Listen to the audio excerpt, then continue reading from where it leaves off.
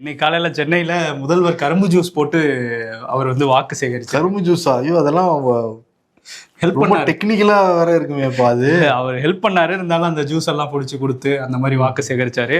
Auto ஓட்டல, பின்னாடி உட்காந்து ஆட்டோல பயணிச்சு வாக்கு சேகரிக்கிறது முதல்வர் ரேஞ்சுக்கு அந்த இதை கொண்டு வந்துட்டாங்க.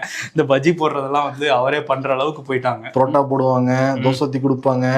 ஏன்னா ரஜினி ஃபார்முலா நினைக்கிறேன், ஆட்டோக்காரன் நாளும் தெரிஞ்ச ரூட்டுக்காரன் அப்படின்னு சொல்லிட்டு போயிருக்காரு. ஓகே. வந்து அதே மாதிரி திமுக ஆதரவா அரவிந்த் கெஜ்ரிவால் டெல்லியோட முன்னாள் முதலமைச்சர் வந்து பிரச்சாரம் வந்து பண்ணியிருந்தாரு. அவர் என்ன சொல்றாருன்னா, பிளவுவாத அரசியல தமிழ்நாடு மக்கள் வந்து வெறுக்கிறாங்க, அதனால பிஜேபி ஆதரவு வந்து கொடுக்க மாட்டாங்க. அதிமுகவுக்கு நீங்க ஒரு எம்எல்ஏ ஜிக்க வச்சா கூட அந்த ஒரு எம்எல்ஏ பயன்படுத்திட்டு பிஜேபி இங்க வந்து சிஎம் ஆகி உட்காந்துருவாங்க. அந்த அளவுக்கு கோவத்துல இருக்கிறாரு, நம்ம பதவியை பறிச்சுட்டாங்களே பிஜேபின்ட்டு. அதே மாதிரி நாட்டிலேயே ரொம்ப வலிமை மிக்க தலைவர் வந்து ஸ்டாலின்.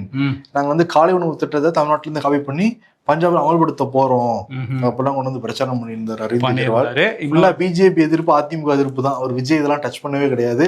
என்னுடைய நண்பர் தான் வந்து கமல் ஆரம்பிக்கிறப்ப ஆதரவுலாம் கொடுத்திருந்தாப்புல.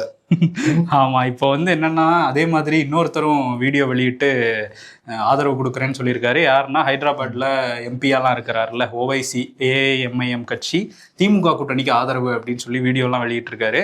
இன்னொரு பக்கம் முதல்வரே வந்து வீடியோலாம் வெளியிட்டிருக்காரு. அவர் என்ன சொல்றாரு, உங்க அப்பாவா, உங்க அண்ணனா, உங்க தம்பியா, உங்க தோழனா அப்படின்னு விஜய் மச்சானா அந்த அளவுக்கு போகல, உங்க தோழனா வந்து நிறுத்திக்கிட்டாரு. விஜய் மாமனா அதெல்லாம் போனார்ல, அந்த லெவலுக்கு போகாம அவரும் வந்து பேசிக்கிட்டு இருக்கிறாரு.